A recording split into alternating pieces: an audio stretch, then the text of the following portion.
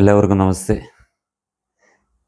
ഒരു ഉസ്താദ് തൻ്റെ അനുയായികൾക്ക് അല്ലെ തൻ്റെ മതവിശ്വാസികൾക്ക് നൽകുന്ന ഒരു ഉപദേശമാണ് ഞാൻ ഈ കാണിക്കാൻ പോകുന്ന വീഡിയോയിൽ. അത് നിങ്ങൾ ശ്രദ്ധിച്ചൊന്ന് കേൾക്കുക. ഓണം കടന്നു വരികയാണല്ലോ, ആഘോഷങ്ങൾ കടന്നു വരികയാണല്ലോ. ഈ സമയത്തിന്റെ പ്രിയപ്പെട്ടവരെ, മുസ്ലിമീങ്ങളാകുന്ന ചെറുപ്പക്കാരോട് പറയുകയാ, നമ്മുടെ സ്കൂളുകളില്, നമ്മുടെ കോളേജുകളില്, നമ്മുടെ നാടുകളില് ആഘോഷം നടക്കുമ്പോ അതിന് പങ്കിടാൻ പാടില്ല. ഈ ഉസ്താദ് പറയുന്നത് ഓണം ആഘോഷിക്കരുതെന്ന് അല്ലേ? ആണല്ലോ.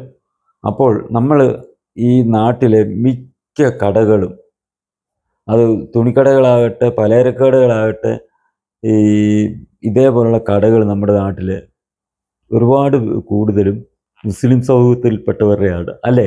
ആണല്ലോ. മുസ്ലിം സമൂഹത്തിൽപ്പെട്ടവർ നടത്തുന്ന കടകൾ ഈ ഹിന്ദുക്കൾ തീരുമാനിക്കുകയാണ്, ഈ ഞങ്ങൾ മുസ്ലിങ്ങളുടെ കടയിൽ നിന്നൊന്നും വാങ്ങുന്നില്ല, കാരണം അവർ ഈ രീതിയിലാണ് പ്രചരിപ്പിച്ചുകൊണ്ടിരിക്കുന്നത്, ഞങ്ങൾ ഹിന്ദുക്കളുടെ കടയിൽ നിന്ന് മാത്രമേ വാങ്ങുകയുള്ളൂ എന്ന് തീരുമാനിച്ചാൽ എന്തായിരിക്കും അവസ്ഥ?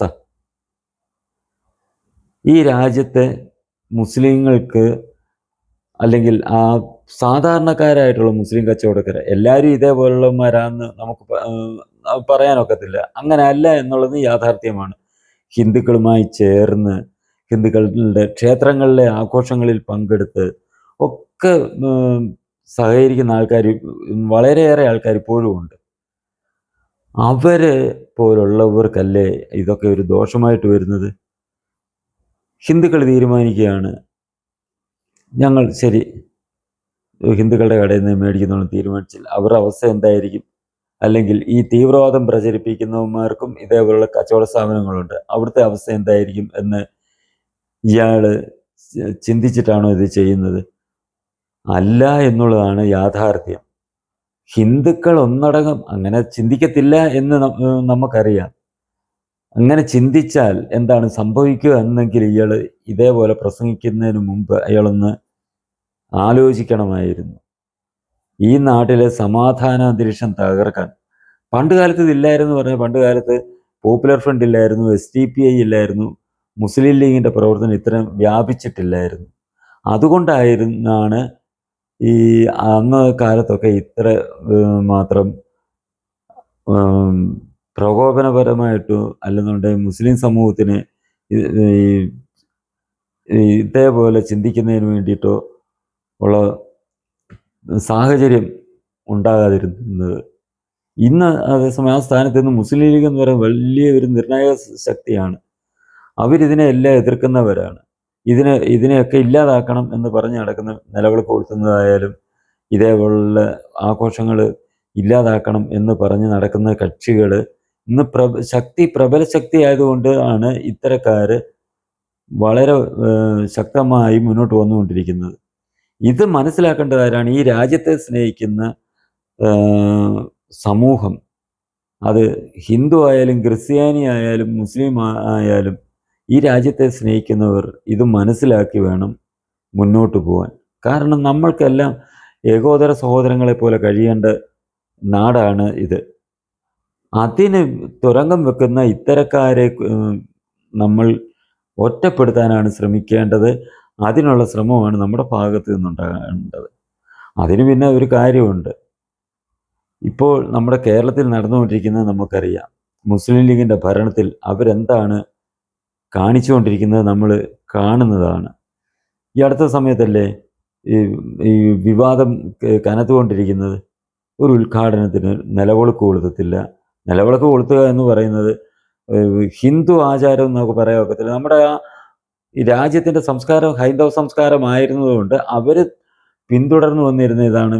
വെളിച്ചത്തിലേക്ക് നമ്മളെ നയിക്കുന്ന, അല്ലെ അറിവിലേക്ക് നയിക്കുന്നത് സംഭവമാണ് ദീപം തെളിക്കുക എന്ന് പറയുന്നത്.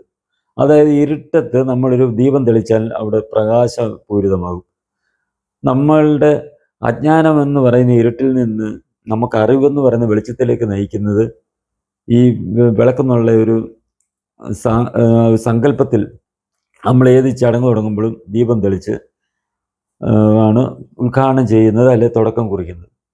ഈ ദീപം തെളിക്കുന്നത് അനിസ്ലാമികമാണ് എന്ന് പറയാം. അതായത് ഒരാളെ അജ്ഞതയിൽ നിന്ന് അറിവിലേക്ക് കൊണ്ടുവരുന്നത് അനിസ്ലാമികമാണ് എന്ന് പറഞ്ഞ് ഇതിനെ എതിർക്കുന്നു. കാരണം ഇസ്ലാമാണെങ്കിൽ ഈ ഖുർആൻ അനുസരിച്ച് ജീവിക്കുന്നവരാണ്. അവിശ്വാസികളെ, അതായത് കാഫിറുകളെ കൊല്ലണം എന്ന് പറഞ്ഞ് അണികൾക്ക് വിദ്യാഭ്യാസം കൊടുത്ത് അവർക്ക് പ്രബോധിപ്പിക്കുന്ന മതമായതുകൊണ്ട് ഇവർക്ക് ഇങ്ങനെ ജ്ഞാനം ലഭിച്ചു കഴിഞ്ഞാൽ ഇസ്ലാമിന് ഒരു ഭീഷണിയാകും എന്നുള്ള തോന്നലുകൊണ്ടായിരിക്കാം ഇവരിതൊന്നും ചെയ്യാത്തതും വിലക്കുന്നതും. അതിന് നല്ല ഉദാഹരണങ്ങളാണ് എക്സ് മുസ്ലിംസ് നടത്തിക്കൊണ്ടിരിക്കുന്നത്. അവര് മതം പഠിച്ച് വന്ന് ഒരു പക്കാ ജിഹാദിയായിട്ട് വന്ന ആൾക്കാരാണ് ഈ ആരിഫ് ഹുസൈൻ തെരുവൂത്തുമൊക്കെ. അവര് പിന്നീട് ഇവർക്ക് യാഥാർത്ഥ്യബോധം മനസ്സിലായി അവർ ആ മതം വിട്ടവരാണ്. അത് അങ്ങനെ വരുമെന്നുള്ള ഭയം കൊണ്ടായിരിക്കാം നിലവിളക്ക് കൊടുത്തതെന്ന്. ജ്ഞാനം ഉണ്ടായാൽ, അറിവുണ്ടായാൽ ഇവരുടെ മതം ഉപേക്ഷിക്കുന്നുള്ള ഭയം കൊണ്ടായിരിക്കാം ഇതിനെയൊക്കെ എതിർക്കുന്നത്. അത് നമ്മൾ സമ്മതിച്ചു. പക്ഷേ ഇതേപോലുള്ള കാര്യങ്ങൾ സമൂഹത്തിൽ സ്പർദ്ധ ഉണ്ടാക്കാൻ ശ്രമിക്കുന്നതാണ് ഏറ്റവും വലിയ ദുഃഖകരമായ വസ്തുത. ഇപ്പോൾ ഓണത്തിൻ്റെ കാര്യം തന്നെ നമ്മൾ കണ്ടു. 21-ാം തീയതി എല്ലാ സ്കൂളുകളും ഓണം ആഘോഷത്തോടുകൂടി അടയ്ക്കുകയാണ് തീരുമാനം. അത് എല്ലാ വർഷവും നടക്കുന്ന ഇതാണ്. ആ സ്കൂൾ അടയ്ക്കുന്ന ഓണം ആഘോഷിച്ചിട്ട് അവധി തുടങ്ങുന്നത്, 10 ദിവസം അവധി തുടങ്ങുന്നത്, ഓണാവധി തുടങ്ങുന്നത്. പ്രാവശ്യം എന്താണ് ചെയ്തത്? സ്കൂൾ അടയ്ക്കുന്ന അന്ന് തന്നെ ഓണാഘോഷം നടത്തിയിട്ട് 10 ദിവസത്തെ അവധിക്ക് പോകാൻ പ്രാവശ്യം തീരുമാനിച്ചു. അതിന് ഓഗസ്റ്റ് 21 തീയതിയും തീരുമാനിച്ചു. അന്ന് എന്താണ് കാണിച്ചത്? മുസ്ലിം ലീഗ് മന്ത്രി, മുസ്ലിം ലീഗിൻ്റെ മന്ത്രിയാണ്. ആ മന്ത്രി അയാള് അന്നേ ദിവസം 8ാം ക്ലാസ്സിലെ പരീക്ഷ പ്രഖ്യാപിച്ചു. അതെന്തുകൊണ്ടാണ്? ഒരു സ്കൂൾ 10ാം ക്ലാസ് വരെയുള്ള സ്കൂള് 1 തൊട്ട് 10 വരെ, അല്ലെ 5 തൊട്ട് 10 വരെ, അല്ലെ 7, 8 തൊട്ട് 10 വരെ പോകുന്ന സ്കൂളാണെന്നുണ്ട്. അവിടെ ഓണാഘോഷം പ്രഖ്യാപിച്ചിട്ട് 8ാം ക്ലാസ്സിൽ പരീക്ഷ വെച്ചാൽ കാര്യമായിട്ട് ഒരാഘോഷം നടത്താൻ കഴിയുമോ? കഴിയുകയില്ലെന്ന് അയാൾക്കറിയാം. ഒരു കോണി പരീക്ഷ നടക്കുമ്പോൾ ഇപ്പോൾ അത് മൈക്കും വെച്ച് ആഘോഷം നടത്തില്ലെന്ന് അയാൾക്കറിയാം. അതിനുവേണ്ടി തന്നെയാണ് അയാൾ അങ്ങനെ ചെയ്തതെന്ന് നമുക്ക് വ്യക്തമാണ്. അതേപോലെ തന്നെയാണ് വന്ദേമാതര വിവാദം ഉണ്ടായത്. വന്ദേമാതരം ലോകത്തിൽ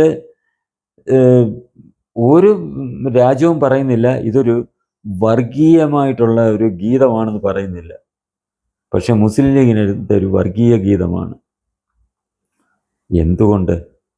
അതിനകത്ത് നമ്മുടെ രാജ്യത്തെ ഈ ദൈവങ്ങളായി സങ്കല്പിച്ച് ആരാധിക്കുന്നു. സരസ്വതിയായിട്ടാണെങ്കിലും ദുർഗയായിട്ടായാലും. സരസ്വതി എന്ന് പറയാൻ അറിവിൻ്റെ പ്രതീകമാണ്, അറിവിൻ്റെ ദേവതയാണ്. ദുർഗ ശക്തിയുടെ ദേവതയാണ്. ഈ ദേവതമാർ ഒക്കെ ആയിട്ട് സങ്കല്പിച്ച് അതിനെ ആരാധിക്കുന്നു. അത് ഇഷ്ടപ്പെടാതെ ഈ രാജ്യത്ത് ഈ സരസ്വതി എന്ന് പറയാൻ അറിവിൻ്റെ ദേവത, ഈ അറിവും നമ്മുടെ രാജ്യത്തിന് ജനങ്ങൾക്ക് അറിവുണ്ടാകുന്നത് ഇവർക്ക് ഇഷ്ടപ്പെടുന്നില്ല, ശക്തി ഉണ്ടാകുന്നത് ഇഷ്ടപ്പെടുന്നില്ല. അതുകൊണ്ട് അതിനെ എതിർക്കുന്നു. മറ്റ് സംസ്ഥാനങ്ങളിൽ മൊത്തം ഇത് ആലപിച്ചപ്പോൾ സ്വാതന്ത്ര്യദിനത്തിന് കേരളത്തിൽ മാത്രം ഇത് ആലപിക്കാൻ തയ്യാറായില്ല സർക്കാരിൻ്റെ നേതൃത്വത്തിൽ. മുഖ്യമന്ത്രിയുടെ പരിപാടിക്ക് വന്ദേമാതരം ഇല്ലായിരുന്നു. ഈ സ്കൂളുകളിൽ വന്ദേമാതരം ചൊല്ലണം എന്ന് നിർദ്ദേശം നൽകിയില്ല. എന്തുകൊണ്ട്? വിദ്യാഭ്യാസ വകുപ്പ് ഭരിക്കുന്നതും മുസ്ലിം ലീഗാണ്. അവരിതിനെതിരായതുകൊണ്ട് അവർ ആ നിർദ്ദേശം കൊടുത്തില്ല. ഇന്ത്യയിലെ മറ്റ് സംസ്ഥാനങ്ങൾ മൊത്തം അത് ആലപിച്ചു, കോൺഗ്രസ് ഭരിക്കുന്ന സംസ്ഥാനങ്ങൾ ഉൾപ്പെടെ. പക്ഷേ ഈ കോൺഗ്രസ് ഭരിക്കുന്ന കേരളത്തിൽ അത് നടന്നില്ല എന്ന് പറഞ്ഞാൽ വി.ഡി. സതീശനെ നിയന്ത്രിക്കുന്നത് മുസ്ലിം ലീഗാണ്. അവർ ഇതിനെതിരായതുകൊണ്ട് സർക്കാർ തയ്യാറായില്ല. നമുക്കറിയാം, മുസ്ലിം ലീഗ് എന്ന് പറയുന്ന പാർട്ടിയുടെ ചരിത്രം തന്നെ അറിയാം. ഇന്ത്യയെ വെട്ടിമുറിച്ച്, മതത്തിൻ്റെ പേരിൽ ഇന്ത്യയെ വെട്ടിമുറിച്ച് ഒരു രാജ്യം ഉണ്ടാക്കണം എന്ന് പറഞ്ഞ് സമരം ചെയ്ത പാർട്ടിയാണ് മുസ്ലിം ലീഗ്, ജിന്നയുടെ നേതൃത്വത്തിൽ. നമ്മുടെ കേരളത്തിലും ഈ മുസ്ലിം ലീഗിൻ്റെ മുദ്രാവാക്യം 10 അണയ്ക്ക് കത്തി വാങ്ങി കുത്തി വാങ്ങും പാകിസ്ഥാൻ എന്ന് പറഞ്ഞ് സമരം ചെയ്തവരാണ്.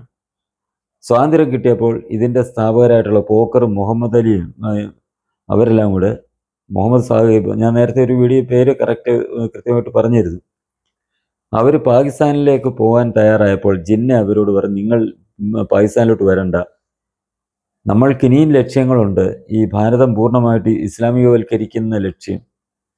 അതുകൊണ്ട് നിങ്ങൾ ഇവിടെ നിന്നാൽ മതി. നിങ്ങളിവിടെ നിന്ന് ഈ മുസ്ലിം ലീഗിൻ്റെ പ്രവർത്തനം മുന്നോട്ട് കൊണ്ടുപോകാൻ നിർദ്ദേശിച്ചനുസരിച്ച് ഇവിടെ നിന്ന വിദ്വാൻമാർ ചേർന്ന്, അന്ന് പാകിസ്ഥാൻ ഉണ്ടാക്കിയത് all India Muslim league AIML, ഇവന്മാരിവിടെ നിന്നിട്ട് രൂപീകരിച്ചു IUML, അത് ഇന്ത്യൻ യൂണിയൻ മുസ്ലിം ലീഗ്. എന്ന് വെച്ചാൽ AIML എന്നും പറഞ്ഞ് വന്നു കഴിഞ്ഞാൽ ജനങ്ങൾ ഓടിക്കുമെന്നറിയാന്ന്, ഇന്ത്യ വെട്ടിമുറിച്ച് അതേ പാർട്ടിയെന്ന് അല്ല എന്ന് വരുത്തി തീർക്കുക. AIML എന്ന് പറഞ്ഞ് പ്രവർത്തിച്ചാലും ഇവിടുത്തെ ജനങ്ങൾ അതിനെ അംഗീകരിക്കുമെന്ന് നമുക്കറിയാം.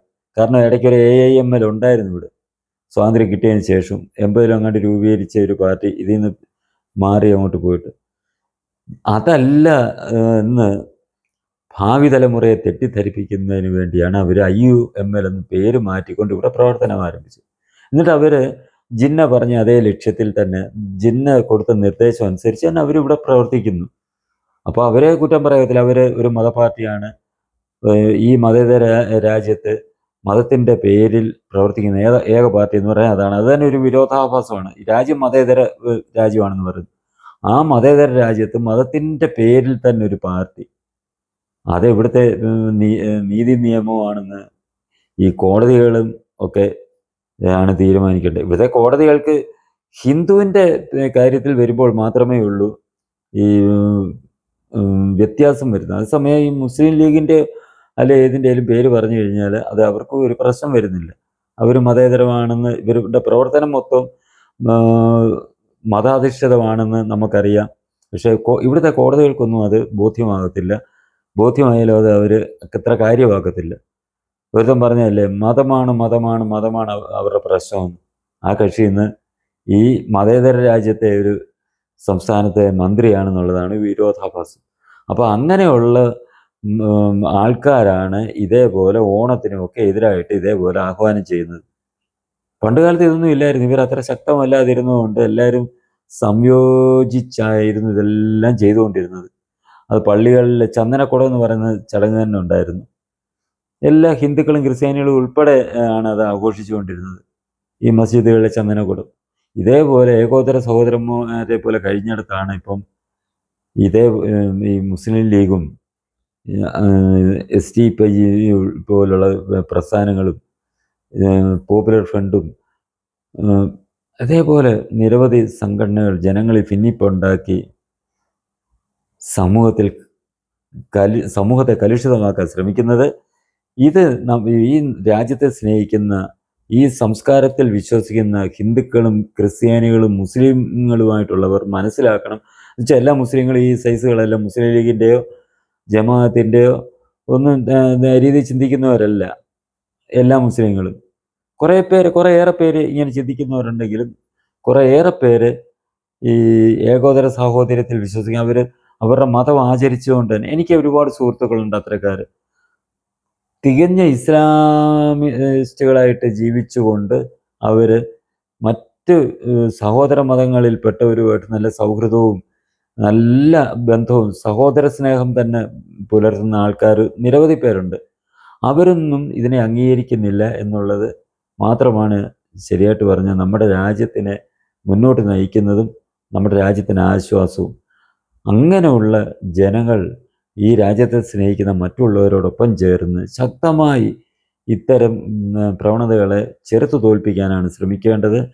അതിനുള്ള ശക്തി ഈ രാജ്യത്തിനുണ്ട് എന്നുള്ളത് നമ്മളെല്ലാം മനസ്സിലാക്കുക. ഈ ചാനൽ നിങ്ങൾക്ക് ഇഷ്ടമായെങ്കിൽ ഇതൊന്ന് സബ്സ്ക്രൈബ് ചെയ്യുക. ഇതിൽ ഇനിയും വരുന്ന വീഡിയോകളുടെ നോട്ടിഫിക്കേഷൻ നിങ്ങൾക്ക് ലഭിക്കുന്നതിനായി ബെൽ ബട്ടണും അമർത്തുക. നിങ്ങളുടെ അഭിപ്രായങ്ങൾ കമൻ്റായി രേഖപ്പെടുത്തുകയും ഇത് ലൈക്ക് ചെയ്യുകയും ചെയ്ത് കൂടുതൽ ആളുകളിലേക്ക് എത്തിക്കുന്നതിനായി ഷെയറും ചെയ്യുക.